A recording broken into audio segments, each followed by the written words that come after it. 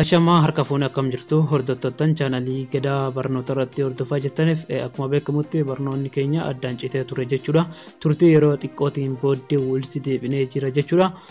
Hanga sanitti obsa na eeguu keessaniif guddoo galatoomaa isiniin jecha akkuma beekamutti rakkoo Oromiyaa keessatti uumameen addaan baannee ture jechuudha. Amma garuu walitti deebinee jira jechuudha. Akkuma beekamutti barnooti keenya haala gaariidhaan amma itti fufeera. Yaadaaf gaaffii illee yoo qabaattan gaafachuu ni dandeessan jechuudha.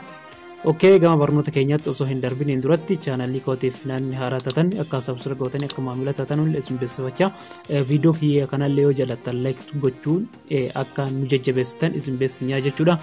Oke, har'a amma wanti barnooti isinii qabadheen dhufe imo keenya update nu ta'e wantoota haaraa hedduu gadi nuuf lakkisee jira jechuudha. Kana ammoo imo keenya update goone haala gaariidhaan itti fayyadamuu akkaataa ittiin dandeenyu wantoota inni nuufi yeroo update amma ta'e kanarratti wantoota haaraa inni gadi nuuf dhiise kana hanga wajjin ka ilaallu taanaa jechuudha. Hanga dhuma viidiyoo kiyyatti nafaana bu'e dursa wanti gochuu qabdan viidiyoo kana like tuquudhaan akka na hordoftaa isin beeksisa. Walumaa galatti imo keessan isin kan barbaaddan imo beektaa ta'e immoo dursa wanti isin gochuu qabdan imo keessan update gochuu ni qabdu jechuudha. Erga imo keessa update gootaniin booda irratti imo keessa haaromsuu jechuudha. Imo kama qabdan irratti update godhachuu ni dandeessu. Amma erga imo keenya update gooneen booda irratti ni banna jechuudha. Erga bannee keessa seeneen booda irratti jechuudha haala kanaan nuuf fida. Erga haala kana inni nuuf fideen boodatti iddoo pilaasii jalaa kana yeroo tokkoof ni tuqna. Erga tuqneen boodatti iddoo more isa jalaa jedhu kanarratti ni tuqna jechuudha. Amma haala kana wantoota inni hanga update ta'e haala kana inni nuuf dabale isin mul'isa. Kun ammoo akkuma settingiilee isaa duraan yoo fayyadamtan ta'e haala gaariidhaan settingii isaallee kan duraan ni beektan jedhee abdiin qaba jechuudha.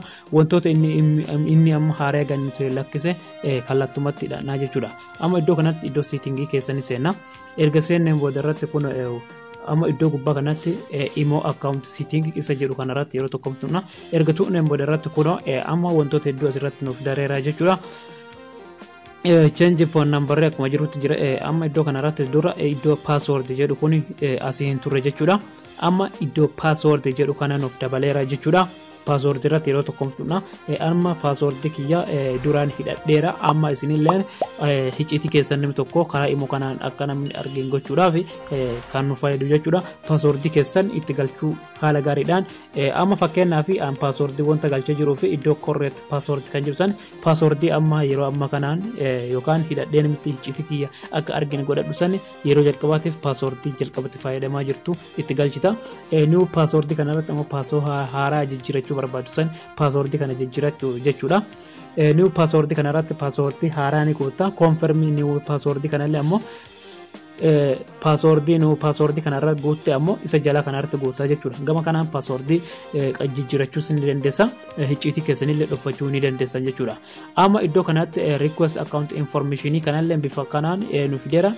Amma wanti nu beekuu qabnu iddoo dhibbaratti wanti nuuf dalaguu danda'u fakkeenyaaf iddoo management defense kan jedhu kanarratti yoo tuqne wantoota hedduu asirratti gannuuf dhiiseera jechuudhaan dhifama.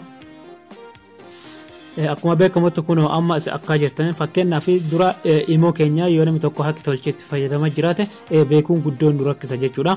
Amma karaa salphaadhaan akkaataa ittiin beekachuu yookaan irratti beekuu karaa ittiin dandeenyu haala salphaadhaan karaa hedduu kan baay'ee namatti tolu gannuuf dhiiseera jechuudha. Imo kun management defense fakkeenyaaf imo keenya namatti fayyadamaa jiruu fi yookaan nama hakki tolchee eenyummaa moobilii sanii beektee akkaataa ati ofirraa balleessuu dandeettuu fi nama yoo imo keessa itti fayyadamaa jiraatan taate akka karaa ittiin beekuu dandeessu isa kana jechuudha. Namni si hakki tolchee yookaan si hatee itti fayyadamaa jiru karaa ittiin beekuu dandeessu keessaa kunoo management defense kun isa haaraa nuuf dabalame keessa isa tokko jechuudha. Fakkeenyaaf akkuma as argaa jirtan teknoo QC18 kun kama ani amma itti fayyadamaa jiru waan taateef kana walumaa galatti onilii irra akka jiru correct kun isa jiru kanarratti jechuudha. Correct sirriitti kan itti fayyadamaa jiru isa kana jechuudha. Asumaan jalatti kun amma oniliin kun imuma an fakkeenyaaf imo garagaraa imo beektaa imo leeyitii hedduu kan an garagaraa irratti banadhe haala kanaan kun onilii irratti naaf fida jechuudha. kanneen asiin gaditti argitan kun ammoo Infinix X624B kun akkuma beekamu na warroota fakkeenya anatti ofii isin ta'e mul'isuudhaan fakkeenya isin fudhachuudhaaf haaki tolchee immoo moobilii kanarratti baneera waan ta'eef isin ammoo karaa kanaan namoota moobilii keessa yookaan immoo keessa haaki tolchanii karaa kana ilaaltanii ofirraa akkaataa itti reemuuf gootanullee isin ta'e mul'isaa jechuudha. As kanneen amma gadi argitan kun fakkeenya warrootaan amma moobilii kiyya haaki tolchanii sa'aatii waltaa bara isaatti hojjetan waltaa haala salphaadhaan karaa kana ilaallee itti ofirraa log out gochuu ni dandeenya jechuudha. Amma walumaa galatti kana hunda isa jalaa kan ofirraa balleessine teknookii C8 kanarratti kan korreetti amma fakkeenyaaf moobilii amma irratti fayyadamaa jiru kana ofirratti deeffadha jechuudha. Akkamitti akka fakkeenyaaf ofirraa balleessuu dandeenyu akkaataa ofirraa balleessuu dandeenyu yeroo tokko Infinix X yeroo tokko irratti tuqnaa jechuudha.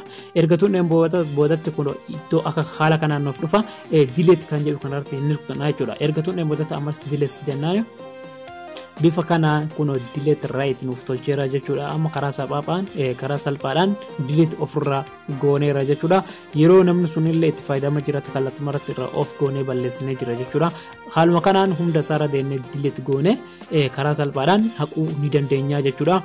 Fakkeenyaaf yeroo jalqabaatee paaswordii yookaan paaswordii isin gaafata jechuudhaan paaswordii isa yoo galchitan akkaawuntiin keessan guutummaatti nama san biraa haqamuu ni danda'a.